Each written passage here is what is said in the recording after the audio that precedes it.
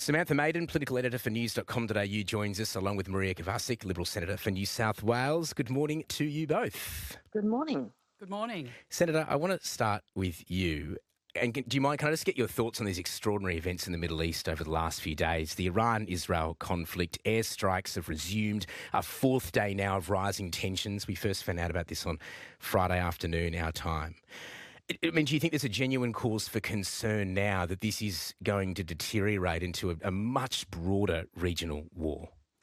I think it's completely natural to be worried about the destabilising impacts of this growing conflict. The Iranian regime's ability to acquire nuclear weapons poses a serious and direct threat to world peace and to our stability more broadly, especially as it continues to engage in terrorism by supporting its proxies, Hamas in Gaza, Hezbollah in southern Lebanon, and the Houthi rebels in Yemen. So it is an absolute concern for all of us. Samantha Maiden, we're also hearing, these extraordinary developments this morning. Donald Trump apparently blocked an Israeli plan to kill Iran's supreme leader in recent days. This is an extraordinary time in the world. I know I'm not speaking to either of you as absolute experts in the Middle East conflict or global geopolitics, but this meeting at the G7, it's going ahead between Anthony Albanese and Donald Trump. Is the timing unfortunate, though?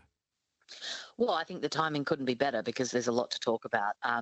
Look, there's no doubt that while world leaders are descending in Canada for the G7 summit, the most important conversations are going to take place on the sideline, and that's exactly where the Prime Minister will be talking to Donald Trump. He's going to talk tariffs, he's naturally going to talk about AUKUS, and no doubt he would talk about the Middle East as well. I think it's interesting this morning, it does put the Australian government in an interesting position.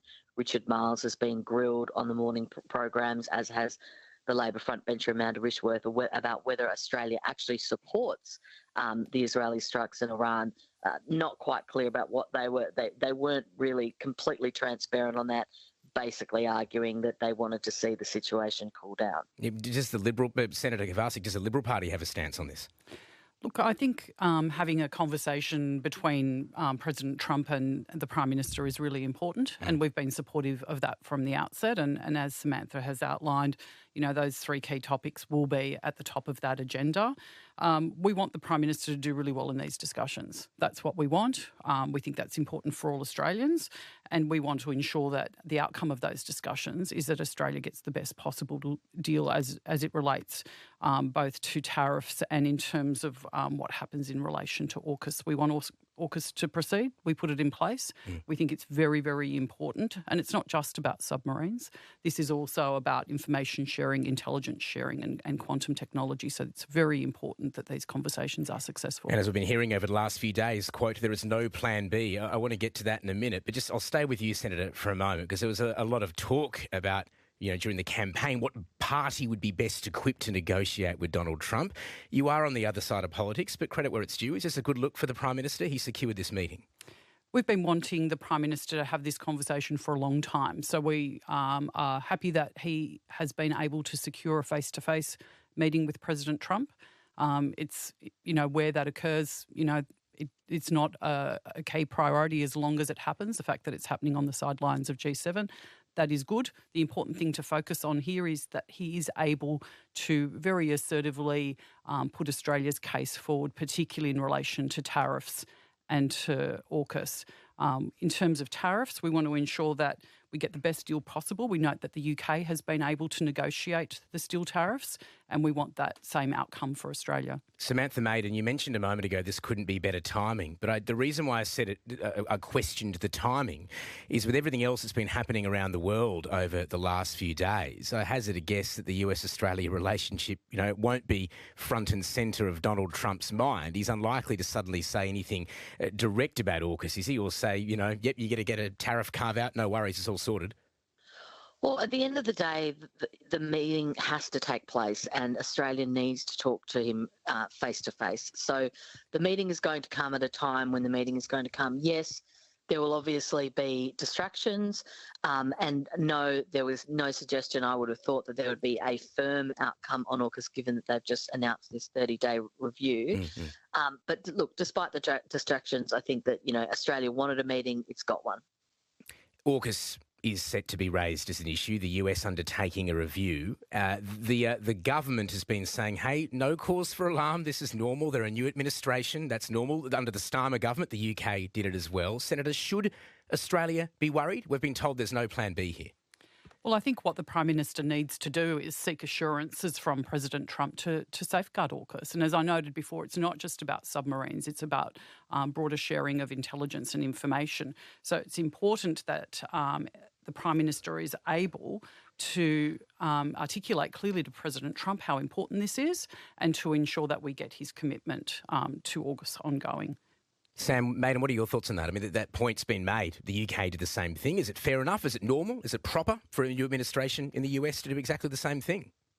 Well, it might be proper, but I think that it does highlight the fragility of these arrangements. Now, there's been, dare I say it, to use a Mark Latham / Paul Keating term, what's going to happen now? A conga line of former prime ministers come out, whether it was Paul Keating or Malcolm Turnbull, to raise concerns about this. Even Barnaby Joyce this morning on Sunrise has been saying that, we need to have some sort of plan B. Look, it's a tricky one. I think that, there is this ongoing, you could use a lot of words that wouldn't be unparliamentary, let alone capable of being said on breakfast radio. Thank you for sparing us. The situation is with the submarines. This has been an ongoing issue with successive governments. Do you think we'll ever see them? Sorry to interrupt, but just with that, there's a lot of talk about whether we're actually going to see these subs at all, whether AUKUS fits into the administration's America First agenda. Will we ever see them? Yeah. Well, I'm pretty sceptical about how it's going to work, and I think that is the danger, is that we've already given them hundreds of millions of dollars, and now they're demanding we spend more on defence. Now, that may be a perfectly legitimate and important thing to do, but I think there is a lot of question marks about the fragility of what's on offer here. Scepticism from Samantha Maiden, as you pointed out, Senator. This was done under your government previously. Will we get the subs? What's your thought on that? Well, I think what's really important to focus on at the moment is how important this is and to get that commitment from the US president. But I think what's also really important for us to note is that we're actually not spending enough right now to defend ourselves. In the last election, we took the proposal or the policy to increase defence spending to 2.5% of GDP within 5 years and 3% within 10 years. The current challenging strategic situation globally means that we have to spend more on defence. This is an area that we must focus on, and what's happened over the weekend, I think, clearly points to that as being a key priority for this government. I mean, Peter Dutton wanted to do that in the campaign with respect. It didn't appear to be a huge vote winner. I think what's really important is how you communicate the necessity of this, and I think this past weekend has really shown that we can't afford to underinvest in our national security. Was that communication not done properly during the election campaign? I think in terms of the communication, there's been a clear message sent to us by the Australian public that they didn't hear clearly what we were telling them was going to be, our clear set of priorities and policies. Sam Maiden, do you think there's a tactic here? Do you think AUKUS is being used as this broader bargaining chip, so to speak, considering, as Senator Kovacic has just said, the Trump administration's asked Australia, other allies as well, to dramatically boost their defence spending? I think that's self-evident. I mean, I think that just about any expert you talk to suggests that Australia should lift its defence spending, but in terms of whether or not this is being used as a bargaining chip, I think that's a legitimate observation. Sam, I just want to ask you as well, just back to this meeting at the G7. Just once again, okay, we've talked about Iran, Israel, but look at what happened in the United States yesterday. I was on air on our TV screens yesterday unfolding these protests as they were happening. Our correspondents themselves breathing in these tear gas on the streets of Los Angeles. Extraordinary situation as this military parade, highly divisive, is happening on the other side of the country in Washington. I mean, does that put the Prime Minister in a tricky position given the timing? A photo op perhaps with the US President a day after tens of thousands of people rallied in the streets of his home country protesting against him.